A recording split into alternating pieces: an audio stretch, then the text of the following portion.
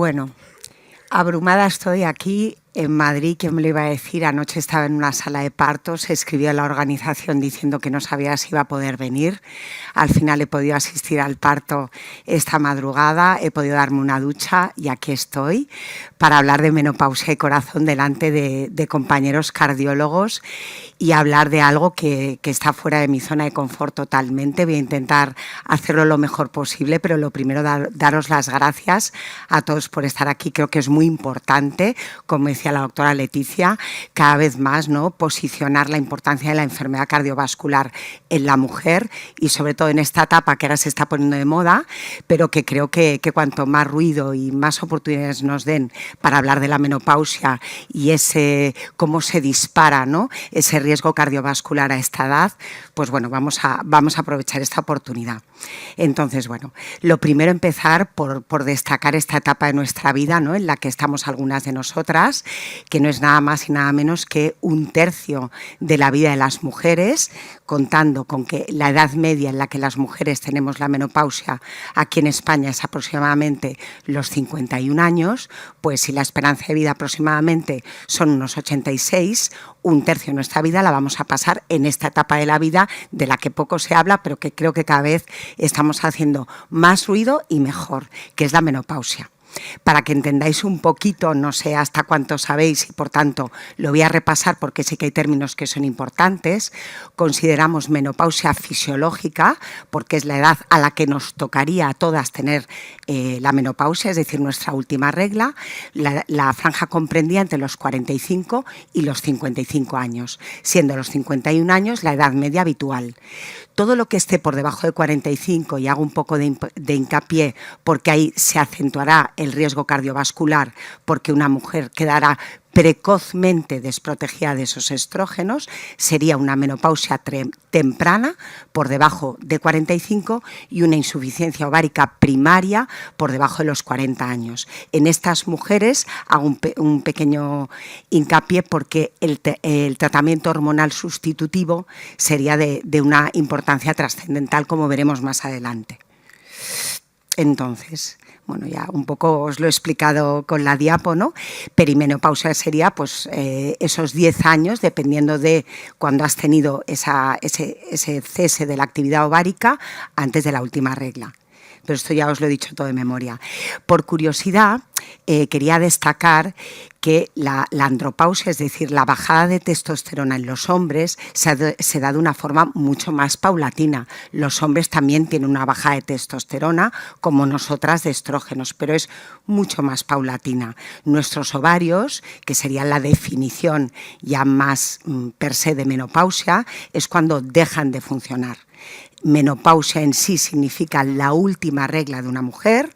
En los libros pone que 12 meses seguidos en amenorrea es lo que consideraríamos menopausia, ¿de acuerdo? Pero como os digo, en los hombres esa bajada es más paulatina y sin embargo en las mujeres de una forma programada todas nacemos con una edad en la que nuestros ovarios se van a jubilar, pero fijaros, se van a jubilar a una edad a la que a nosotras nos quedan todavía un montón de años por vivir sin esos estrógenos y esa progesterona, pero fundamentalmente esos estrógenos dejarán de fabricar. De ahí la importancia de esa vida que nos queda después de esa menopausia o de ese cese del ovario sin estrógenos, que tendrá repercusión, como vais a ver, a muchos niveles. Esta diapositiva os la he puesto como curiosidad porque los hombres que siguen fabricando testosterona, por ejemplo, se sabe que a unos 60 años un hombre tiene hasta 3 veces más estrógenos circulantes en sangre. ¿Por qué?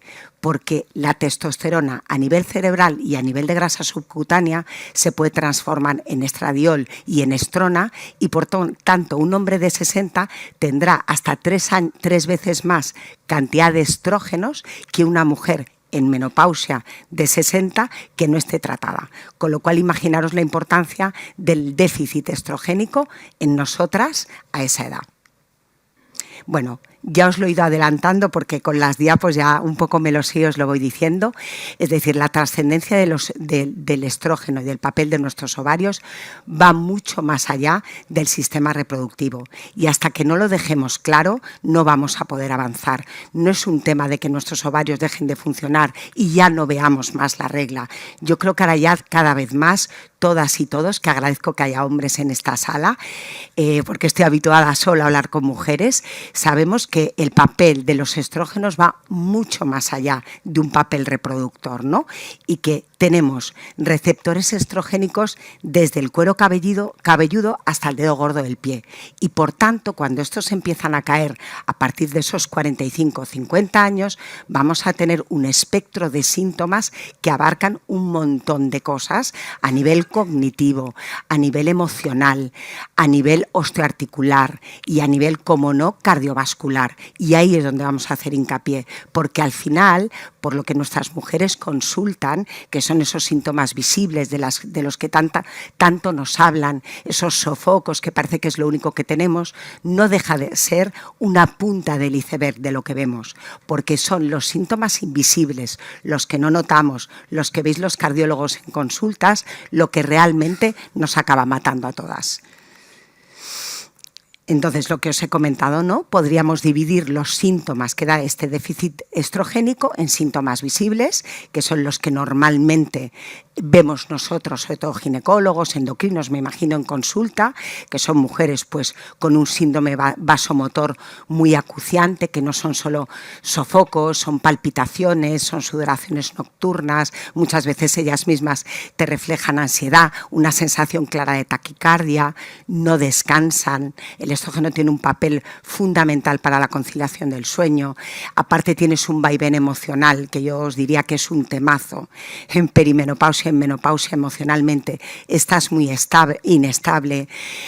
Aparte de eso hay una sequedad generalizada de mucosas, de los ojos, la piel, mucosa genital, el famoso síndrome genitourinario, que lo llamamos así para no utilizar tanto esa palabra atrofia que tanto daño nos hace a las mujeres, pero que tanta molestia nos da a nivel genital, sequedad de vagina, de vulva, dolor con las relaciones, en fin, un etcétera que parece todo muy dramático, pero que os aseguro tiene mucha solución si lo consultamos, pero fijaros que esto sí que os motiva para ir a la consulta.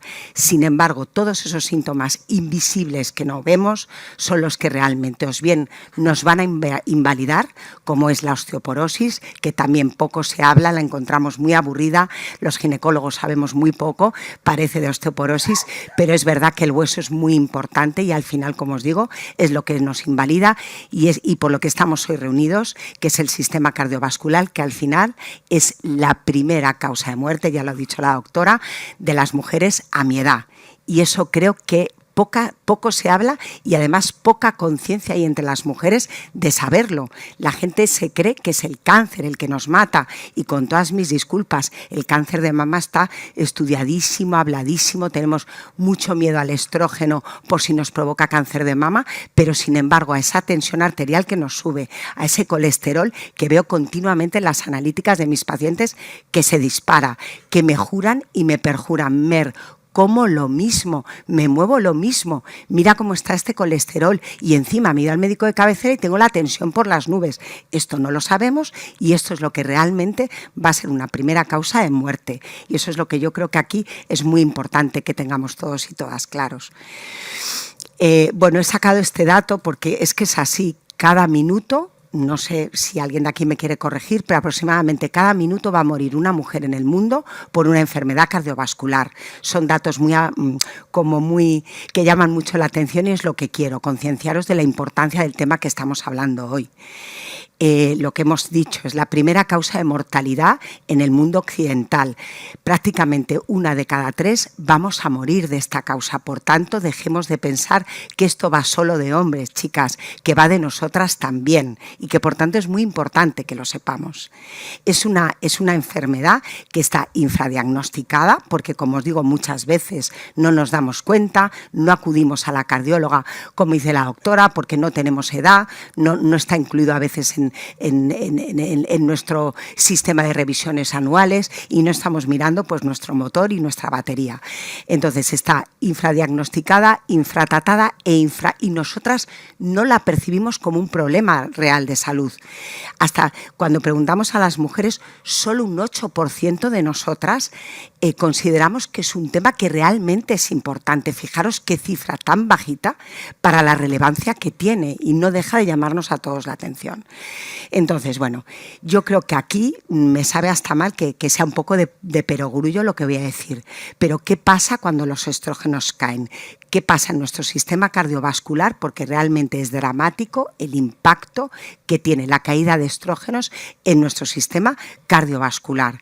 ¿Por qué? Porque los estrógenos es que realmente son inquietantes porque nos ayudan a tantas cosas en las mujeres, pues en nuestros corazones tienen un factor cardioprotector sobre las arterias. Realmente el endotelio tiene un papel fundamental porque, bueno, los cardiólogos lo sabéis mejor, pero el óxido con la bajada de estrógenos se produce una disminución de la producción de óxido nítrico, nuestras arterias tienden a constreñirse un poco más, a estar más rígidas, hay una disfunción endotelial que acaba dando una hipertensión, hay una resistencia a la insulina propia de este déficit estrogénico. Si os fijáis, a todas nos damos cuenta, no sé, aquí veo gente joven, gente de todos los públicos, pero la grasa deja de acumularse aquí y se nos acumula aquí esta lorza que decimos que es ese perímetro abdominal que tanto nos preocupa, pero que tiene un impacto directo en la salud cardiovascular. Así que fijaros, un aumento de perímetro abdominal, un aumento de tensión arterial, un aumento de resistencia a la insulina, un aumento del colesterol y un aumento de los triglicéridos. Todo ello sería lo que llamamos un síndrome metabólico, es decir, hay un montón de factores de riesgo metabólicos que nos van a ir a desencadenar a un factor de riesgo cardiovascular relevante y a una diabetes tipo 2, por ejemplo. Entonces, ¿cómo no vamos a hablar en menopausia de esto que es tan importante y que va a suceder queramos o no, porque perdemos ese factor protector? Entonces, no podía dejar de hablar de la terapia hormonal de la menopausia, sustitutiva en el caso de esas mujeres con una menopausia precoz, que por eso me he detenido en la explicación, que son esas mujeres a las que le viene la menopausia o porque quirúrgicamente han sufrido la menopausia por algún motivo antes de esos 45 años, van a quedar desprotegidas de esos estrógenos antes de cuando les tocaría. Entonces, en mi humilde opinión, yo creo que es como no hablar de la terapia hormonal sustitutiva en menopausia a día de hoy, siglo XXI, 2025, pues es no hablar de una de las herramientas más importantes con la que contamos hoy en día, ginecólogos, endocrinos, cardiólogos, si quisierais tratarlo así, como un abordaje más y una herramienta más que tenemos los médicos para tratar el qué, pues los síntomas de los que he hablado en el principio, que nos pueden llegar a afectar muchísimo en la calidad de vida. La terapia hormonal de la menopausia no es más que reemplazar esos estrógenos y evidentemente si tenemos útero acompañado de progesterona con unos preparados hoy en día que son químicamente idénticos, es decir, bioidénticos, que está tan de moda la palabra, muy similares al estradiol que fabrican nuestros ovarios y a la progesterona natural que también fabrican nuestros ovarios. ¿Para qué? Pues para disminuir esos síntomas acuciantes, pues principalmente para ese síndrome vasomotor, esos sofocos que no te permiten dormir o que directamente no duermes por la falta de estrógenos o que realmente no te permiten estar cómoda en una reunión, incomodan a todos los niveles, ese síndrome genitourinario, esa sequedad acuciante, que te crees que tienes una infección de orina, que estás sentada y te tienes que levantar porque te escuece, te impide tener relaciones sexuales con normalidad. Si no descansas, estrés crónico, en fin, ¿qué os voy a decir? Es que realmente no es fácil transitar si tienes una sintomatología que te impide esa calidad de vida. Por tanto, hubo un estudio en el 2002, que es el famoso estudio Y, en el que el Women's Health Initiative, en el que las conclusiones de esta terapia hormonal fueron devastadoras y, por tanto, se dejó de utilizar de una manera drástica. Entonces, nuestros antecesores, que eran los que probablemente la prescribían, se vieron obligados a interrumpir esa práctica. ¿Qué estamos intentando ahora los ginecólogos, los endocrinos? Bueno, intentar volver a posicionar a la terapia hormonal con los nuevos preparados de los que os hablo, con hormonas cada vez más similares a las que fabricamos nosotros, con dosis de estrógenos bajas o ultra bajas, en mujeres en esos primeros años de menopausia. Es decir, qué importante, y sobre todo para el sistema cardiovascular, aplicar la terapia hormonal de una forma precoz, en esos primeros años de menopausia, que los ginecólogos nos gusta llamar, que ahora ya el término está quedando cada vez más obsoleto, pero ventana de oportunidad, que son los 10 primeros años, yo os diría los 5 primeros años. Ahí la placa de ateroma, esa disfunción endotelial, apenas ha tenido oportunidad de formarse, y ahí sí que estaríamos haciendo una labor preventiva. Si utiliza la terapia hormonal preventivamente, entonces me diréis, no, de momento no está aprobado por ninguna sociedad científica, hasta donde yo sé, el uso de terapia hormonal como prevención de la enfermedad cardiovascular, pero sabemos que la mujer que utiliza una terapia hormonal por sintomatología climatérica se va a beneficiar también a nivel cardiovascular. Es importante que tengáis claro esto. Mujeres de menos de 60 años, en esta etapa tan precoz de la menopausia, es decir, que haga muy poquito que haya tenido la última regla. Entonces, las contraindicaciones, que nos pensamos que son 1 millón, se resumirían básicamente, evidentemente, al cáncer de mama hormonodependiente, en donde claramente no vamos a poder ofrecer terapia hormonal. Grababa, no sé ya si era ayer o antes de ayer, un reel para esas mujeres que han sobrevivido al cáncer, que también les tenemos miedo a dar terapia hormonal. No está contraindicada. Esas supervivientes, una vez hayan acabado su tratamiento oncológico, para muchas pacientes con cáncer. Sin embargo, evidentemente, en enfermedades tromboembólicas, trombosis venosa profunda, vosotros lo sabéis, en pacientes que han padecido un ictus, un infarto previo, sobre todo de carácter isquémico, tener en cuenta que probablemente no se pueda utilizar, pero poquitas cosas más, igual alguna migraña, pero bueno, individualizando cada caso. De verdad que cada vez hay más mujeres que son candidatas que las que no lo son, y sin embargo está absolutamente infratratada. Bueno, tendremos que seguir luchando y poner mucho rigor y mucha actualización científica a la terapia hormonal de la que disponemos hoy en día. Entonces, para todas aquellas de 30, que antes alguien ha preguntado de forma muy inteligente, ¿no?, cómo las niñas deberían saber, si las niñas y las adolescentes, las mujeres jóvenes, porque cómo habríamos agradecido nosotras de 50 y 50 y que nos hubieran dicho que la menopausia, que el sistema cardiovascular a partir de esa edad se va a ver afectado. ¿Por qué? Porque probablemente, en lugar de estar tratando mujeres enfermas, si ya supiéramos que nuestra tensión se va a elevar y que nuestro colesterol también, pues a lo mejor aplicaríamos esos hábitos de vida saludables, que son al final esos hábitos de vida cardiosaludables, de lo que me imagino que estaréis hablando todas, no tanto ya en la menopausia, sino antes de llegar a ella, para no tratar los doctores enfermos, sino cada vez intentar que la población se mantenga sana, que yo creo que eso no nos lo enseñan en la facultad, pero cada vez somos más los que queremos intentar daros herramientas para que os mantengáis saludables y viváis bien muchos años, saludables y bien. Entonces, efectivamente, que las 3 cosas más saludables, y estoy segura que aquí todos los presentes están de acuerdo conmigo, no tienen nada que ver con las hormonas.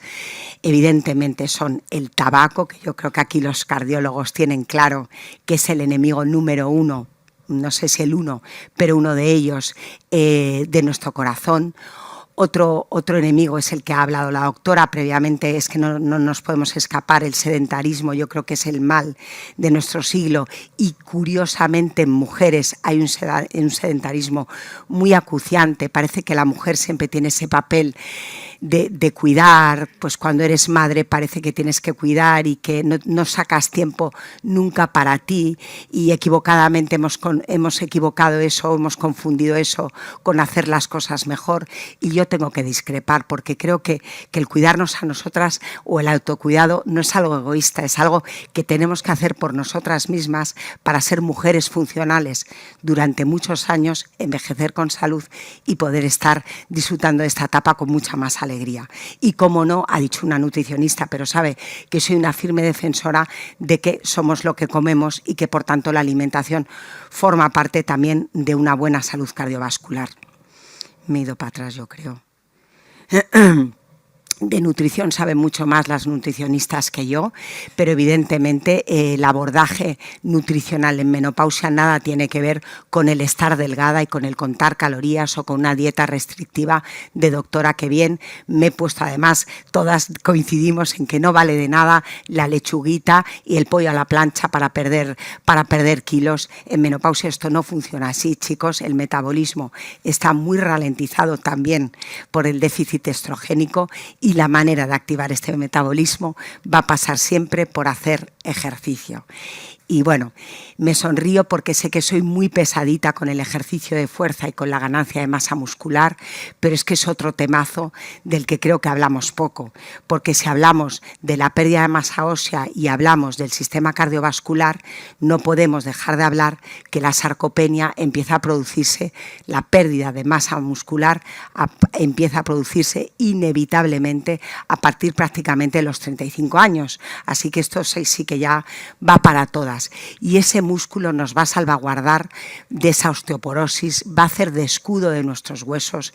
Esa masa muscular, el músculo, sabemos hoy en día que es un órgano endocrino per se, que va a mejorar muchísimo esa resistencia a la insulina que tanto sabemos que nos ataca en menopausia, que va a activar ese metabolismo. Es que además yo creo que para mí es la mejor terapia que puedo hacer a esta edad. Salgo más contenta, descanso mejor y por tanto todo lo encajo mejor en esta etapa que a veces no es tan fácil estar de buen humor y sonriente. Y os prometo que cuando salgo de ejercicio, aunque no me apetezca, voy, y cuando salgo más contenta. Gente más contenta, gente menos estresada, emocionalmente bien y por tanto menos estrés crónico, menos inflamación de bajo grado, que sé que son los términos en lo que se traduciría a nivel cardiovascular. Entonces, bueno, la terapia no hormonal, aquí ya sí que lo dejo, es decir, todas estas suplementaciones que salen, yo no es que sea enemiga ni mucho menos, pero a mí me gustaría que los médicos nos reuniéramos con los nutricionistas, expertos de deporte, que divulgan y prometen que esta suplementación te puede valer, no te puede valer. Yo creo que lo que más vale son estos fundamentos de los que estamos hablando. Comer bien, que comer bien no significa restringir alimentos, sino fundamentados muy en esa dieta mediterránea, que no es lo que comemos en España, sino que realmente intentar meter mucha proteína en la etapa de menopausia para esa masa muscular, evitar azúcares, evitar toda esa alimentación inflamatoria, ultraprocesada, que no nos ayuda en nada. Es difícil evitar el azúcar, pero os prometo que poco a poco te vas habituando al sabor amargo, te notas mucho mejor. Evitar el alcohol, que además os va a contribuir a dormir mejor, a tener menos sofocos.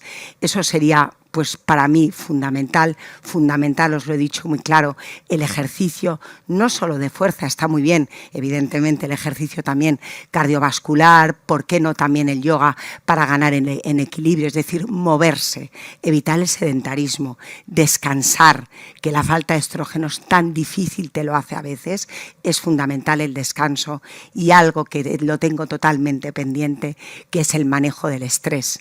¿Qué daño nos hace ese estrés y qué difícil a veces es manejarlo?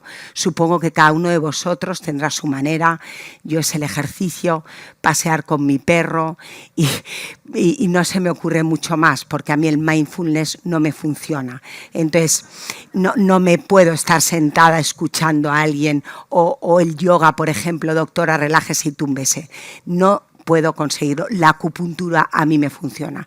Yo creo que cada uno que busque cómo se puede manejar el estrés, saliendo con amigas, viendo una buena película, paseando, lo que a cada una se os ocurra, pero por favor, no infravaloremos el estrés, que es una inflamación crónica constante, que para el corazón, pero que para todo lo demás no nos va a venir nada bien. Y aquí os lo digo, ¿no? Pues lo que hemos dicho, los 3 pilares, el autocuidado, la suplementación, que yo perdonarme, pero no me voy a meter que si omega 3, no es mi papel como ginecóloga.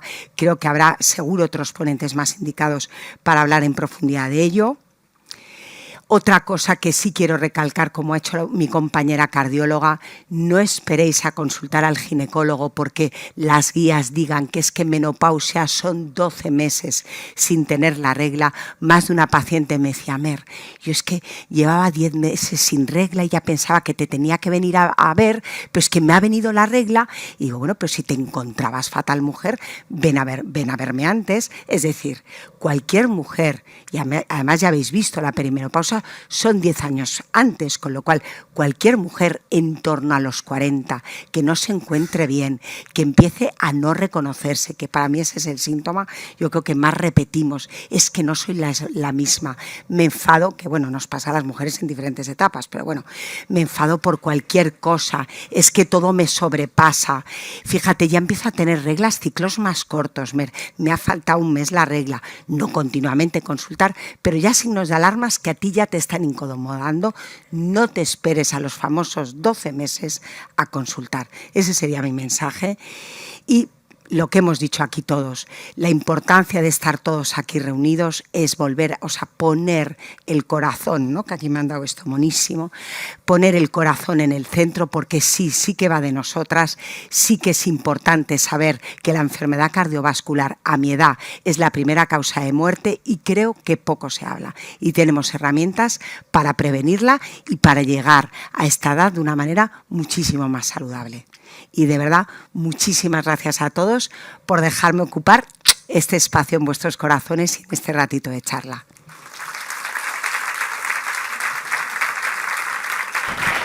Bueno, Mari-Mer, me ha encantado, muchísimas gracias. He aprendido muchísimo y bueno, yo estoy segura de que hay preguntas en el público porque has contado cosas clave.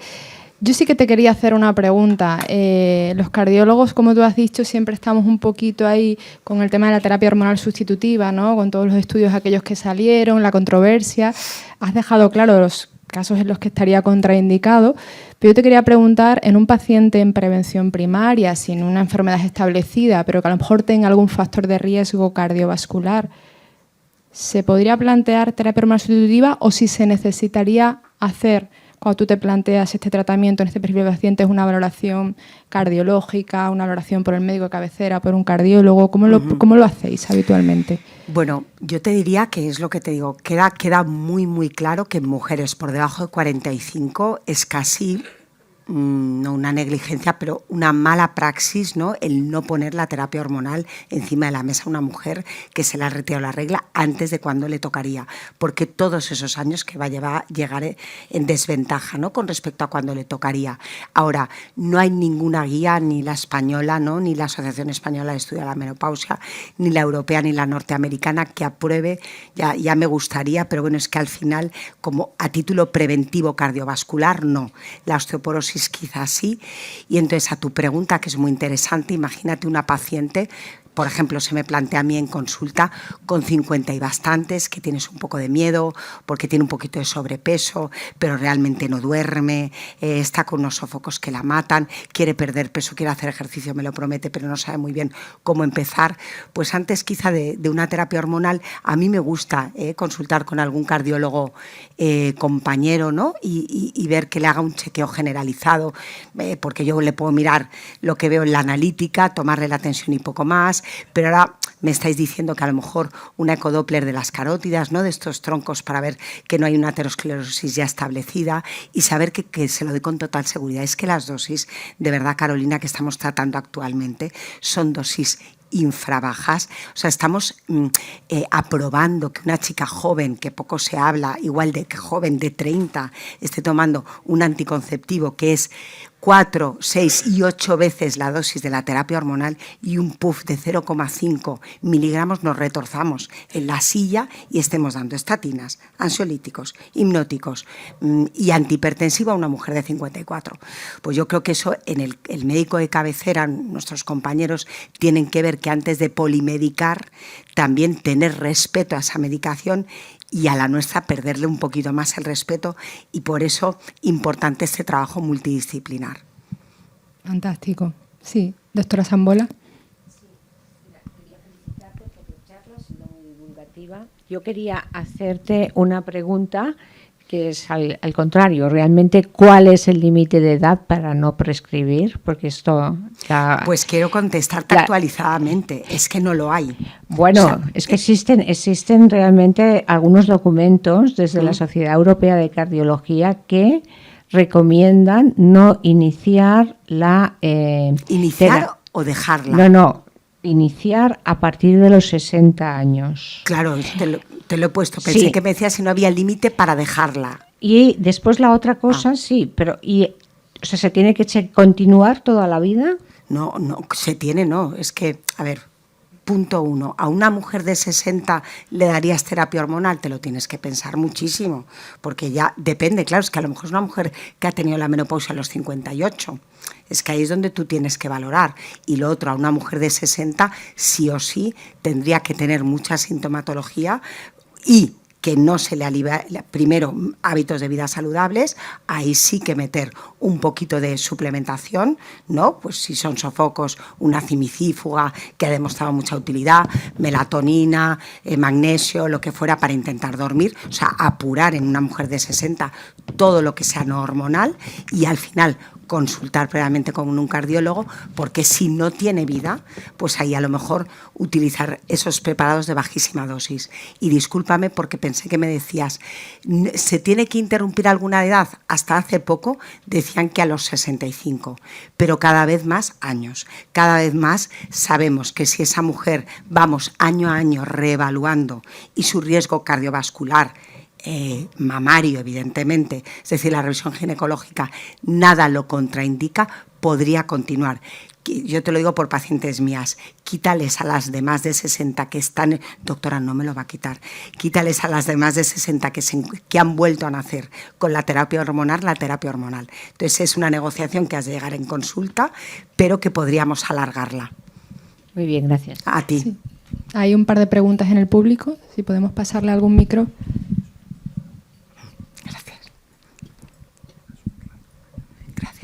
Hola, doctora, muchísimas gracias. Yo tengo de verdad ganas de llorar de escucharla, porque es la primera vez en mis 52 años que escucho la verdad de mi patología. Yo soy enferma cardíaca desde que nací.